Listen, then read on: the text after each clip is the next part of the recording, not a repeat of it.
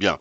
Les amis, dans le même projet ici, maintenant nous allons travailler rapidement sur la construction en béton armé. Et ensuite, nous allons bien après voir également la construction métallique. Comme je viens de le dire tout à l'heure là, nous sommes en train de corriger ces projets, un bâtiment déjà existant et que nous voulons renforcer par la construction mixte, c'est-à-dire béton et acier. Alors, comment maintenant je fais pour dimensionner d'abord les socles de la structure? Je commence d'abord par la construction en béton armé. Je vais rentrer rapidement sur le projet. Je clique sur la géométrie. Je vais d'abord vous montrer comment je fais pour trouver rapidement les socles les plus sollicités. Bien sûr, fonction de la descente de charge et ensuite le dimensionner. Dès qu'on finira la partie construction en béton armé, ensuite nous allons voir ensemble avec moi comment faire les types des assemblages pour la construction métallique. Restez connectés les amis, abonnez-vous massivement pour ne rien rater de tout ce que je publie régulièrement comme formation.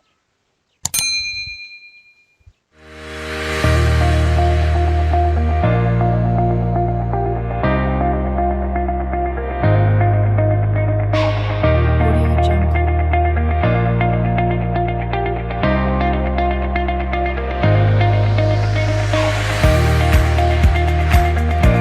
Audio Jungle. Audio Jungle.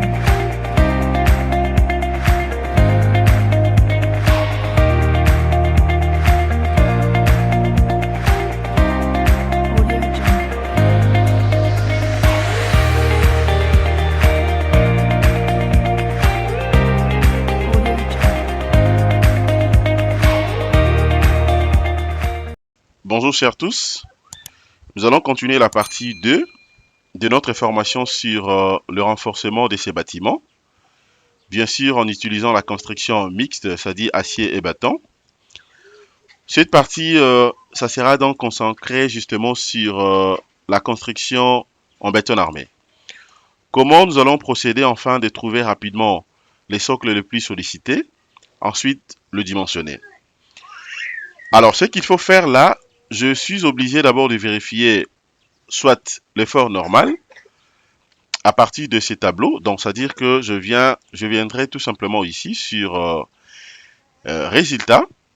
Résultat, je descends, je prends le diagramme bar. Effort NTM, c'est-à-dire effort normal, effort tranchant ainsi que moment. Je prends maintenant force Fx, qui est justement l'effort normal. Je vais aller jusqu'à la fin, je prends paramètres, je vais cocher description, ainsi que différencier et uniforme. Et j'applique. Voilà.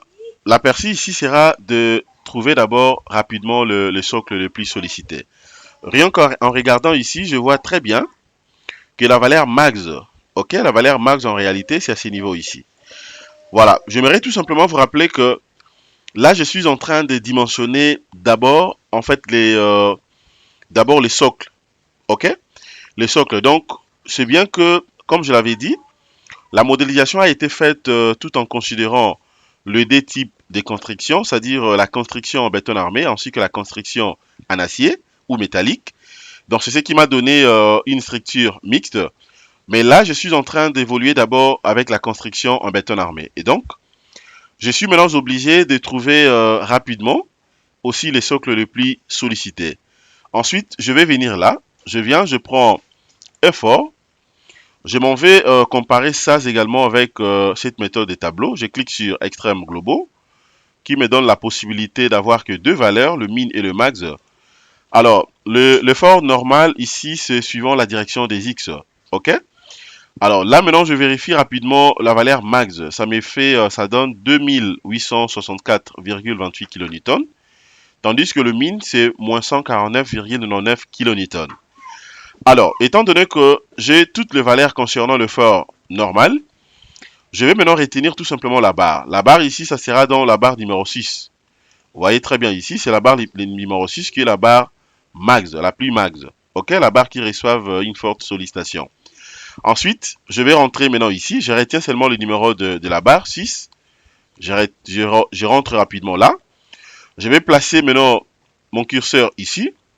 Je mets le numéro de la barre, numéro 6, et puis je fais Enter. Je fais Enter. Et vous allez voir que le socle sera directement sélectionné automatiquement. Donc c'est ça les socles les plus sollicités en fait. C'est ça. OK? Avec sa valeur max qui est de 2864,28 kN. OK. C'est déjà sélectionné. Et là, vous allez voir que ce qui est sélectionné, ce ne sont pas justement des profilés. Ce ne sont pas des profilés métalliques, mais plutôt c'est la partie, c'est donc l'élément en béton armé. OK? Alors, ensuite, maintenant, ce que je vais également faire, c'est quoi? Étant donné que l'élément est sélectionné, pour que ça soit bien vu, je peux soit d'abord l'isoler. Je peux l'isoler. Voilà. Là, d'ailleurs, c'est mieux. Dès que je l'isole, ça me donne vraiment l'aperçu clair de ces socles. Voilà, déjà je l'ai dit à chaque fois, l'ingénieur ne peut pas commettre deux erreurs lorsque vous calculez ou vous dimensionnez un bâtiment, ou que ce soit un bâtiment, pont, tout ce que vous voulez, donc un élément de la structure.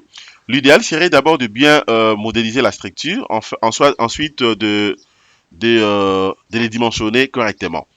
De la dimensionner plutôt, parce que je suis en train de parler d'une structure correctement. Alors, là maintenant je viens rapidement ici, je vais commencer d'abord par le paramètre réglementaire. Je clique à côté. Je vais définir un nouveau type de barre. OK? Un nouveau type de barre. Alors, déjà, regardez. Dès que je viens ici, je sais très bien, l'élément sélectionné ici en réalité, et donc, c'est les poteaux, OK? Ou colonnes, en termes bien sûr des socles.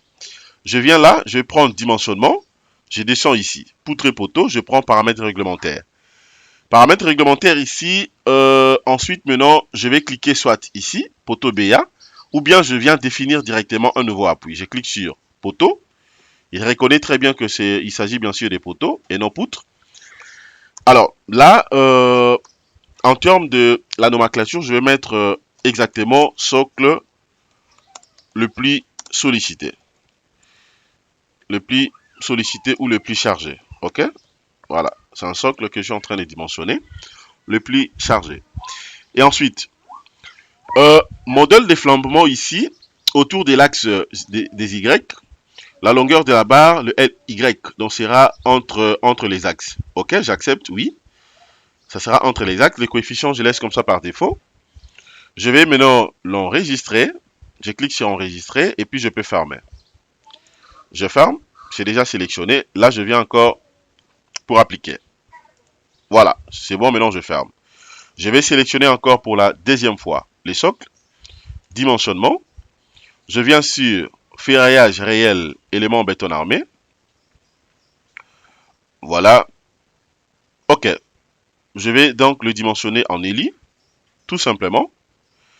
Le socle est là. Je le fais rapidement puisque c'est simple. Paramètres de l'étage ici. La fissuration, ça sera P préjudiciable. Tenu au fait, je me dis c'est 0, ça sera dans nil. Je confirme. Ensuite, je viens sur l'option des calculs. L'option des calculs ici, je peux porter quelques modifications si je veux. Alors, le matériau ici, ça sera dans le béton 25. Je vais travailler avec le béton 25. Et puis, poids volumique, ça sera 25. Poids volumique ici, ça sera dans le 2500. Résistance caractéristique, là, c'est 25. Poids volumique, 2500. Que je vais confirmer. Le diamètre du granulat qui prédomine ici, je suis obligé de faire les choix parmi les diamètres déjà insérés ici par défaut. OK? Généralement, j'aime utiliser le diamètre des 14 mm. Acier longitudinal, eh ben, je prends le barre des 12. OK? Je peux prendre soit entre 12 et 14, ça dépend de moi. Eh bien, moi, je prends barre des 12. Alors, haute adhérence ici, ça sera dans 400. Acier transversal, donc ça sera le barre des 6, bien sûr pour les cadres. Et je confirme sur OK. Disposition de ferraillage. Alors, d'abord, le nombre de faisceaux, le nombre max de barres dans le faisceau, je me dis ça sera 1. Et puis le diamètre intermédiaire. Vous avez besoin de ça, bon, je me dis ça sera automatique. Je vais générer directement aussi les armatures de construction, je coche ça. OK. Et je viens sur transversal. Transversal ici, je laisse tout par défaut. J'aimerais avoir un espacement minimum de 15 cm entre les cadres. OK. Entre les cadres donc de 15 cm. Donc je laisse ça comme ça, c'est bon. Et armature de construction, ça sera justement en fonction du choix du diamètre. D'autant plus que j'ai pris un diamètre de 12 mm. Et donc, je suis obligé de prendre les 0,12 là multiplié par les 44. Donc, je prends au choix 0,60, donc 60 cm. C'est très important. C'est très important d'avoir les armatures de construction pour faciliter beaucoup plus la liaison entre des poteaux ou des colonnes. C'est ce qu'on appelle les recouvrements. Alors, ensuite, je vais confirmer ça. Je veux que ça soit actif. Hein. Donc, c'est-à-dire la liaison au poteau supérieur, ça sera activé. Par rapport à la forme, eh bien, la forme ici, les crochets, c'est 10 cm. Alors, je vais avoir les crochets dans sa partie inférieure. Donc, ça sera les crochets tournant vers l'extérieur. Donc, je prends un angle négatif de moins 90 degrés, un angle droit. Je confirme. Ensuite, ça, c'est la géométrie.